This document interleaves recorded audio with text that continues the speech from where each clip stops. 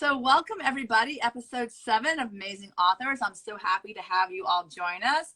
Today I have an amazing author, Deborah K Shepherd. She is the author of the book So Happy Together. I tried to get fancy and post the song So Happy Together from the Turtles. Turtles, that's right. And which is a catchy song, and it keeps going off in your head over and over again. So you're all going to want to listen to it after this interview. But this is a Instagram live to highlight the authors. This lovely author has had her book out since April of last year of 2021, correct?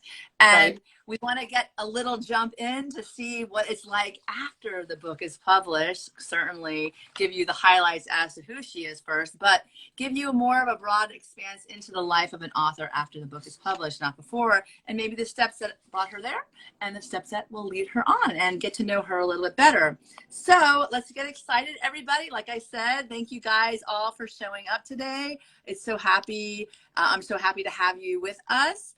One of the things I want to remind everybody is one of my quotes is the empty room is a story waiting to happen, and you are the author. So each one who's joining today, be ready to get a little bit of advice, wisdom, anything like that, so you can take it on your journey with you, because that is literally the gift the authors can give other people, is to share their successes with other people as well. So are you ready, Deb?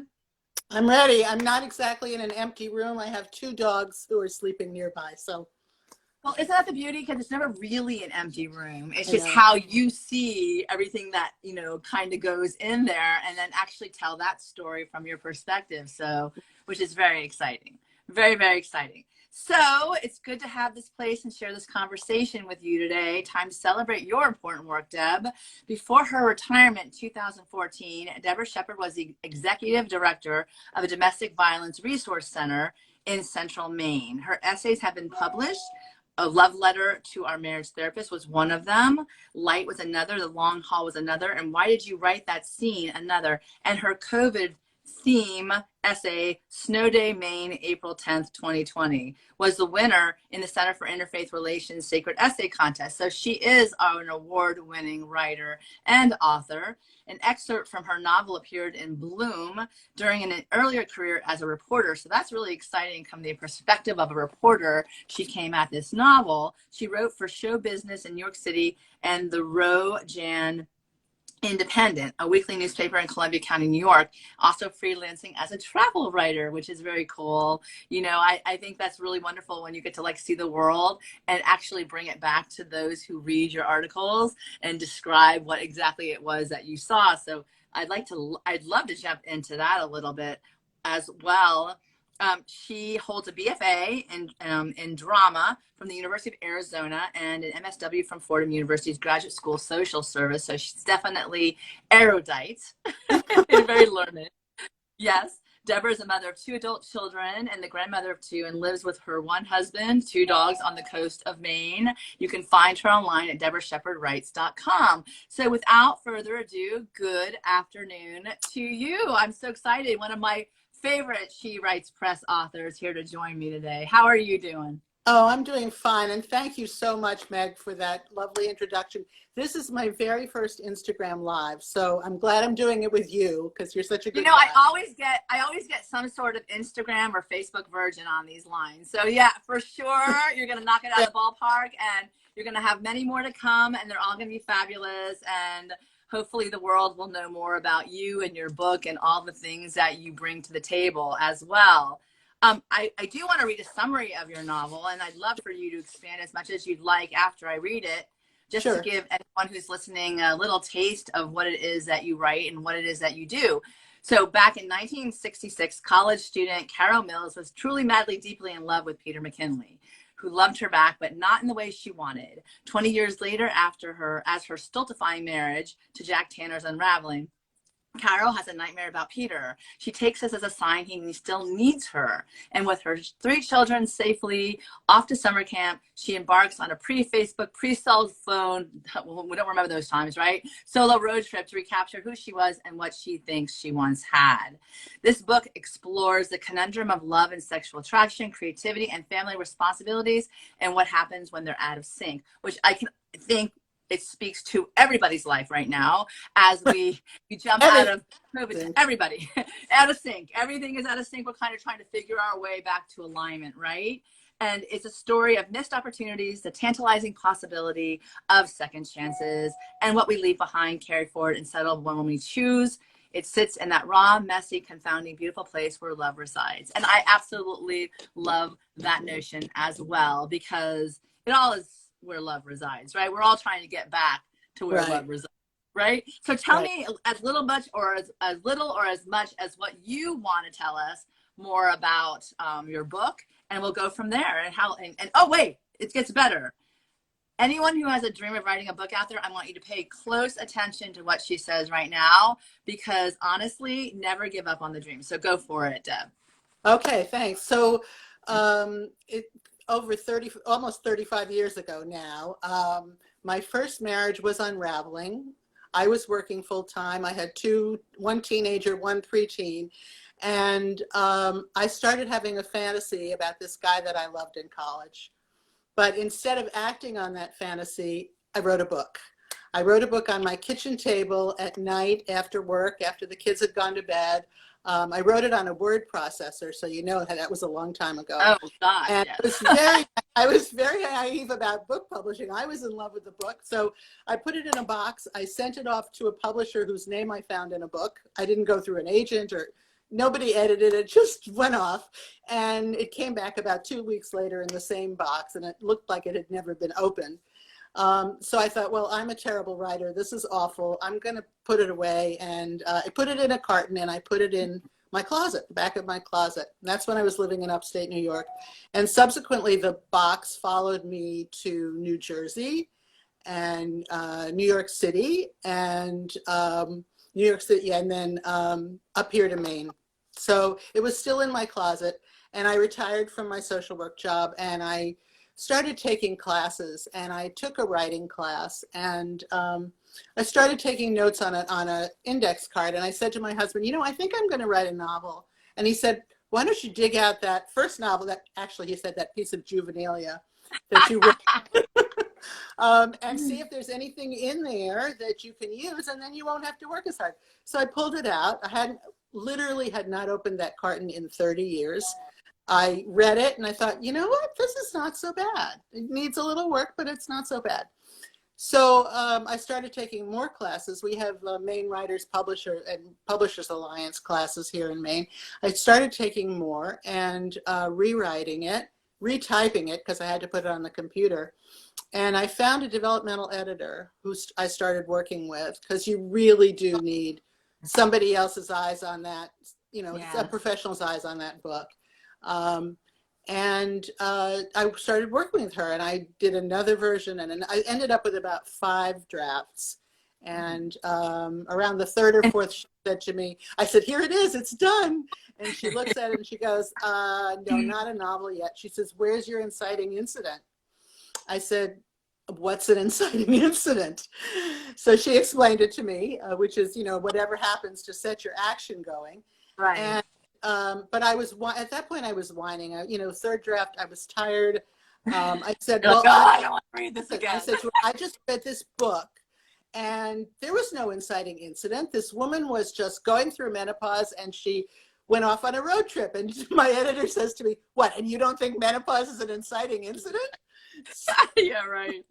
So I rewrote it. I wanted to ask you, I'm going to stop for a second. Did you ever, like, so your personification of this box that follows you, you know, how it follows you, did you have a name for it? And then did those other 5 series end up in 5 separate boxes? Because I can only imagine there's a lot of boxes going on at this point with all these different drafts. Right. Well, I didn't put I put rubber bands around the other versions, but so the original I put in a box, and when I sent it to my developmental editor, it was in the original box, and she gave me edits, on the computer, and she said, I'm going to send you I said, you could just throw the box away. She goes, oh no, this box is a relic. I am sending the box back to you. So she sent me an empty box. And no, I've never named it.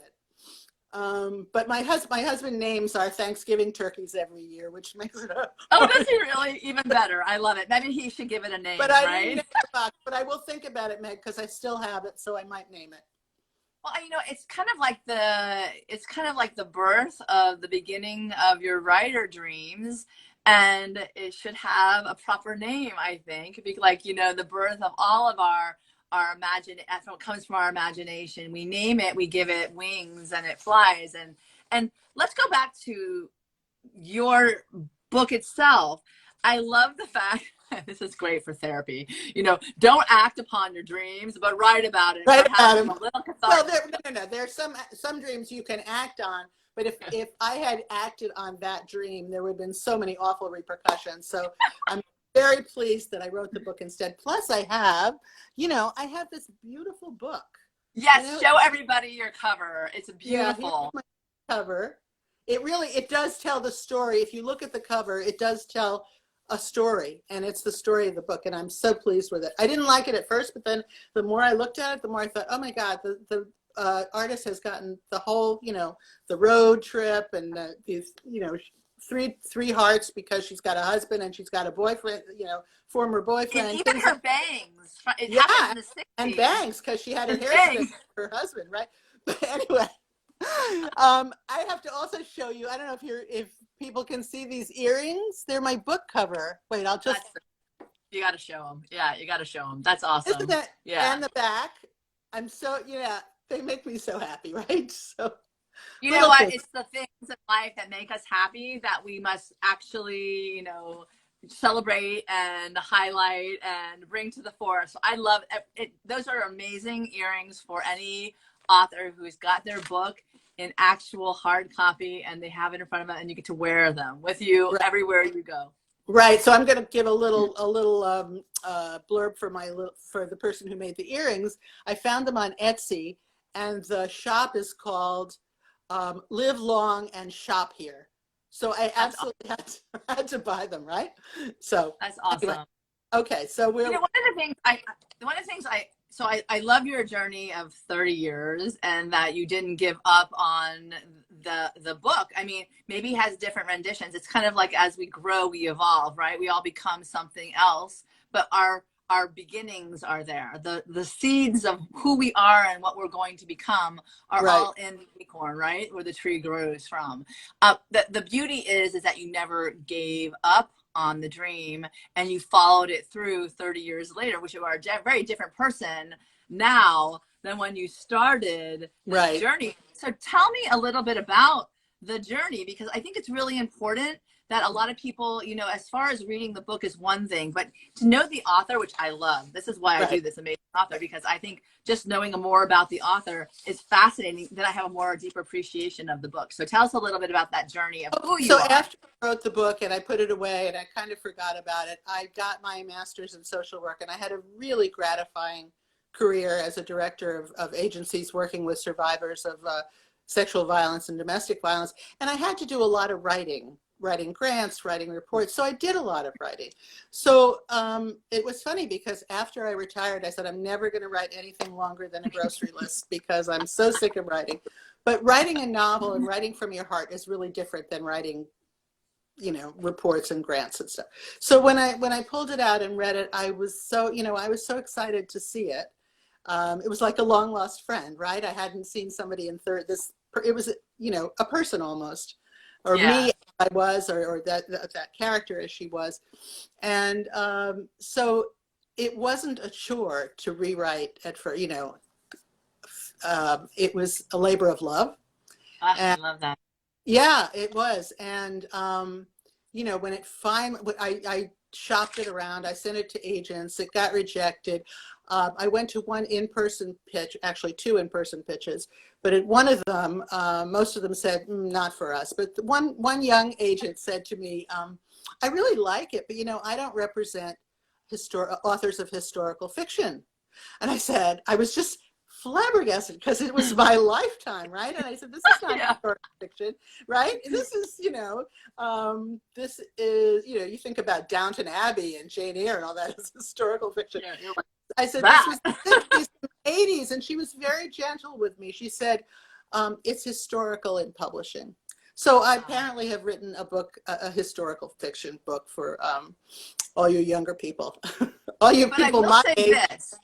I will say the beautiful thing about that is history does repeat itself. And a lot of the themes from the 60s comes roaring back again. It's nobody's creating something new. It's just a different angle on what we already knew. So I will say historical, no, perhaps a good guide as to maybe what we should do differently or perhaps do better, right? And I think it's fantastic because you bring us back there and Right. you anchor.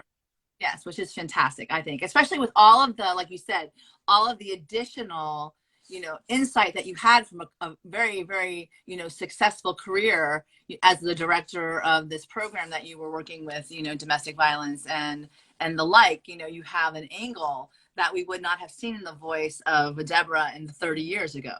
Right. And that's really interesting, Meg, because people ask me if they want to know the origin of the characters and things like that. And they ask me if my career was any of that. And I didn't use anything from any people that I'd worked with, but it informed my attitude. And there's specific scenes in the thing. One of the characters discloses to the main character that he had been sexually abused as a child, and so that scene wasn't difficult to write because I had been in that milieu, for so long. So, right. Yeah. Well, they say everybody wants to write the next great novel, but they haven't lived the next great life. So you have to get out and live before you can actually take what you know and create a really amazing story based upon that experience. And I think the best novels like your own are those that come from a great experience. So 30 years ago, it wasn't ready to be published. Now, yes, you're right. And yes. And had it been published then, the trajectory of my life might have been very different. I might have had one novel and never written another. Who knows? I might have had a writing career, but it might not have been what. So are we writing another? Are we writing another? I'm really fulfilled by my social work career, and I don't regret a minute of it. So the other thing is that my first book came out when I was 74. I'm still 74 for another couple of months, and I'm now writing a memoir. And I just want to also send out to anybody who's a little older and thinks that they're too old to do this, to start this.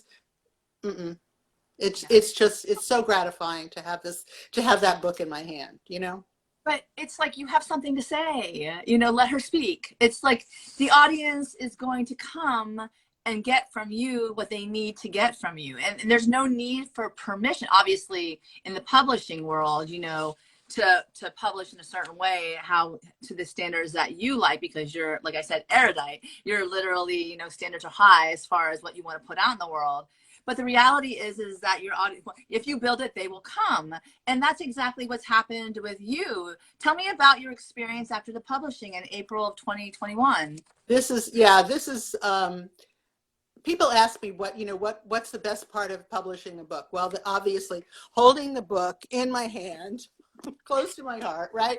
But the second best part is the community of writers I am now connected with through my publisher, She Writes Press, which is a hybrid publisher. There are 5 traditional publishers, and it's really hard to get a book published, particularly if you're as old as I am and probably don't have 10 or 12 more books ahead of me, maybe 2 or 3. And also I couldn't see myself self-publishing, although I think it's a great idea because I'm such a technophobe. And as I've said, this is my Instagram Live first performance. So doing great. And you're doing great. Thank you. I need that encouragement. So I found a hybrid publisher, and it's a publisher that publishes only women. It has traditional distribution, beautiful covers, editorial assistance. It's just You know, it can be in any bookstore. It's on Amazon. And, but really the connection between me and my sister writers is so close to me right now, so close to my heart, particularly now when I can't really see my family in person often. They don't live near me, but it's that kind of thing. It's wonderful. So let me tell you a bit of insight that I'm going to add to this conversation, because it's just been on my mind and you are going to join me, because I'm really curious. And I've kind of thought about this from a higher perspective as far as looking down. Your book is amazing. I've read it. I've reviewed it. It's wonderful. It's an enjoyable experience. You will experience historical fiction per se, what the agent said, but in a way through your eyes that'll have you appreciating the experience. So I definitely encourage everyone to go read So Happy Together. The question that I have, and I think what I've been pondering, is how to get seen in a crowded room. And I think it goes to the point that you just said, the author community that we've developed, and how I can use my talents and skills to bring you to the table and have you speak about this book that my audience might want to hear and grab and gain what knowledge or wisdom from that, and so on and so on. And I think it becomes like a telephone. Did you hear about Deb's book? Oh my God, you should pick it up. And the fact of the matter is that you're delightful on top of that does not hurt matters, right? You're wonderful to talk to. You've always been a very generous person. So I'm going to ask you from your perspective as well, how do you get seen in a crowded room?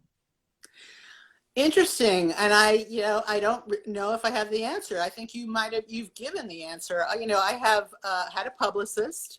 She did a wonderful job. In fact, her name is Caitlin Hamilton Summy, and she just published her novel yesterday. So, but Geography is at the Heart, right? Geography is at the Heart, Caitlin Hamilton Summy. Give her a shout out. Yeah, she's fabulous. Anyway, so I worked with her. She got my essays placed in certain places, and people heard my name and maybe jotted down. I used to listen to NPR a lot, and when they had talked about books, I would jot down the name of a book and then I would go get it. So any kind of media attention will people will prick up their ears and say, oh, maybe that sounds like a book I'd like to read. And so I think that's one thing. I think the fact that we have such a connection with each other, and we all bring our own skills to the table, right? Yeah, absolutely. absolutely. Have these wonderful interview skills. Somebody else has a writing blog or something like that. Someone else has book clubs and invites you to the book club. So I think it's small increments, Meg. You're not going to be on the front page of the New York Times, or maybe you are, but if you're not, you have to find your way. So that is huge. I think it could be completed as one of your takeaways. You have to find your way.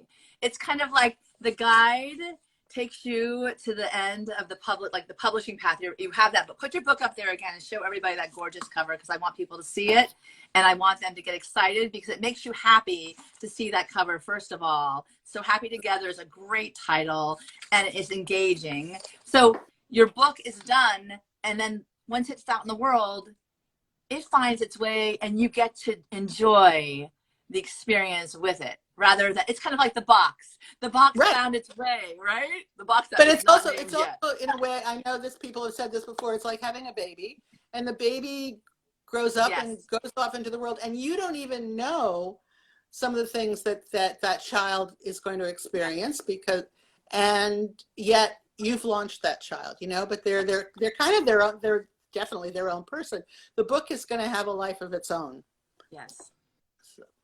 And that's the exciting part, because you have no idea what's going to happen. And I think that's what I like to do, is when something does happen that aligns with my aha, this is making me happy because I did this, I celebrate it, right? And the whole thing, and then the ask. Okay, this is big too, because I think it's really important. You specifically, when I put out the offer, you responded with the ask. And you're like, I would be so interested in doing that. So you put yourself out there to invite the opportunities to come, so that your baby can be seen on a greater spectrum or a greater stage. That's really important. So, like, what made you think to ask? You know, maybe that's a little bit inspiration that you can give someone else who may be like, oh, they're never going to like me. They're never going to want to see me. My So Happy Together. Oh, it's just for that family member. Okay, yeah, my kids, they'll see. Mommy didn't give up on the dream. Mommy went forward. Mommy put it out there, you know. But this is not mommy. This is the director of a big, you know, has a whole career behind her. This is a voice that we want to hear more of. So tell me, what gave you the inspiration or the confidence to keep asking to be seen along with the work that you've done? Well, I think, first of all, let me just get specific about this particular thing. You were so open and so inviting. You know, you invite the universe in, Meg, so you can't really, it's really hard to say no to you. I like that. So I was like so excited. I think as soon as you put that out there, I went, me, you know, just right? Because I want to be part of that sphere, you know, you just, it's catching what you've got, right? It's great. And so it's not a disease, by the way. Pardon me? I said it's a good catching, not the bad catching. No, it's a good catching. It's a good catching. It's your energy and it's your, you know, it's your enthusiasm. It's just wonderful. So I mean, that was easy to say yes to you. Some of the others, you know, my publicist lined up a radio interview, and, you know, I had done radio interviews professionally, but never about something this personal. So, you know, I was nervous, but if you don't say yes, you're right. A couple of family members are going to read your book, and some of them may not even like it. I love it. Well, I always say, do it scared. Do it scared. It makes you have an edge. Right. I felt more comfortable about getting essays out there because it's, you know, I that's what I do. But the in-person stuff, I just had to breathe. Yeah, I had to do a lot of mindfulness and a lot of breathing.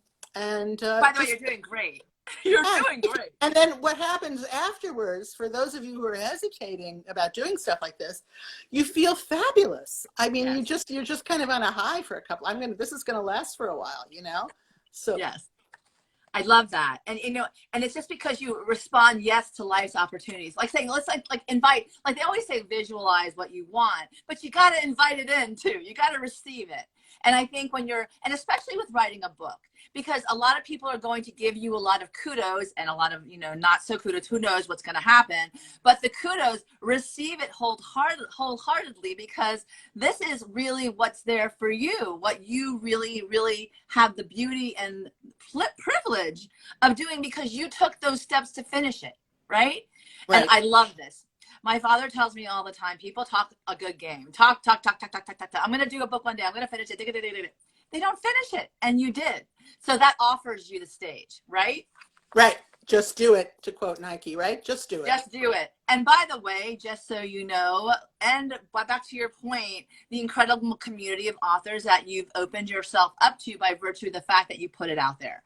And that is the gift that keeps on giving, like I said, because who knows what's going to happen from that point on. Especially, like I say, that's the whole point of the amazing authors. Who you are, what you bring to the community of what your book is actually offering as well, and then what you do with that after the fact, and how you're generous, which you are very as well. So let me ask you one more question with regard. First of all, I want to congratulate you for the success of your book. I want to encourage everyone out there, if you haven't read it, go pick it up today. It's available on Amazon. It's available everywhere books are sold.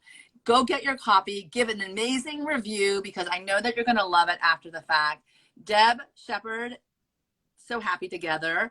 And I will definitely make you spell out where your website is so people can read your essays as well, because I think that that is really a gift that you have, and you're really well written, especially the fact of the matter that you've already won, you know, awards for what you've done. But back to this, because I want, what is the most favorite moment that you've had so far on this journey after creating this masterpiece? Oh my goodness, there's so many favorite moments, Meg, but I think maybe opening that carton of books that first arrived and holding that book in my hand was, I can't really compare it to anything. It was thrilling. It was thrilling. And then, you know, second would be my book launch, because I had so many friends and family celebrating this with me. So I think those two moments, right? And I just, what has been a surprising moment that you could never imagine that would have happened for you? Again, opening that carton of books after 30 something years, Meg. You just don't. I didn't. It's a new box. You were opening a new box. I was opening a new box. Yeah. What is it? Well, make new friends, but keep the old. One is silver and the other is gold. Anybody who was a Girl Scout remembers that. So yeah. Remember where you came from too. I can't wait to find out the name of your box that carried that beauty for 30 years with you. You know what? I'm going to name it right now. Go for it. Its name is Meg. Oh God. I love it. Oh, I'm so flattered. Oh, that's so beautiful. Thank you. I don't know. I have to show it to you. It's kind of battered at this point, but its name is Meg. You know, sometimes I feel like I am too. So there you go. There you go. I love it. Oh my God. But you know, Meg spelled backwards is a gem. So it is a pearl. It comes from the name Margaret. It's a pearl. So all the pearls of wisdom that were in this box from the get-go came with you to be discovered. And now everyone else gets to jump on board to see what actually unfolds from that point on from reading your book. You know what? So, that's pretty brilliant, Meg. Pretty brilliant. and I want to also put something out for your book too, because I think it's just all your books, but just a wonderful, wonderful writing that you've done too. Thank you so much. I very much, I don't take that for granted. I don't, and I really do appreciate it. And finally, at the end of this interview, can you give the other authors or other readers out there who are listening a bit of inspiration to leave us with today, this wonderful, beautiful January day, wherever they are in the world, to listen to your words of such wisdom and perhaps catapult their dreams with that? Okay, yes, actually I can. And I'm going to just, you know, as I said, I was 74 when my book was published. Doesn't matter what age you are. You're going to be that age anyway. I was going to be 74, luckily. But to be an author at 74 is something incredibly special. So you might as well do it because you're going to be old anyway. You know, just do it. Yeah. I love it. So go out there, everybody, inspired by Deb and her beautiful book, So Happy Together. Deb, please spell out where they can find your webpage so they can see your content as well. I think it's really important. Okay, it's DeborahShepherdWrites.com, DeborahShepherd.com. Okay, I want to forget. Shepherd Rice, WRITES.com. So right, so WRITES. DeborahShepherdWrites.com. Got it. So you guys go out there. I really do encourage you to go follow Deb and see what she's got going. She's got a memoir out. My God, that's going to be fun. Who knows where that's going to take you. I'm on the 5th draft of the memoir. By the way, I have a Facebook author page too, which is Deborah K Shepherd author. So you can find me. Go follow her. Follow her on her Instagram. She's no longer an IG virgin. She's going to be on there quite a bit. Who knows? She might be doing some live showcasing some tidbits from what little kernels of wonder we have to look forward to as far as her memoir is concerned. Is there a working title or you still got that under wraps? Under wraps. Okay, I'll respect that for sure. But you guys, thank you so much, Deb, for starting off January 2022 with me on the Amazing Author Show, episode number 7. I always like the number 7. Thank you for joining me. Thank you for the honor of your book being called Meg. I love it. The box, not the book. Oh, that's right. Oh gosh, no, the box called Meg, not the book. The book is under wraps. We don't know the title for the memoir yet, but her book is called So Happy Together. Why don't you hold it up so everyone can see it again so they know what to look for? Deborah K Shepherd, So Happy Together, She Writes Press author. A big shout out to all the She Writes Press cohort. We love you guys. Thank you so much for being with me today, Deb. And Deborah Shepherd Writes.com. Go over there, check it out, and see all the wonder that you can read and all the insights you can get. And as her final inspiration says, just go do it. You're not getting any younger. You're not getting any older. Today is the day. Start your journey. You want to write a book? Go do it. We all support that. Absolutely can't wait to see all your dreams come true. So have a wonderful rest of your day, Deb. See you guys later. Thank you. Bye. Bye. Thanks everyone for listening and watching.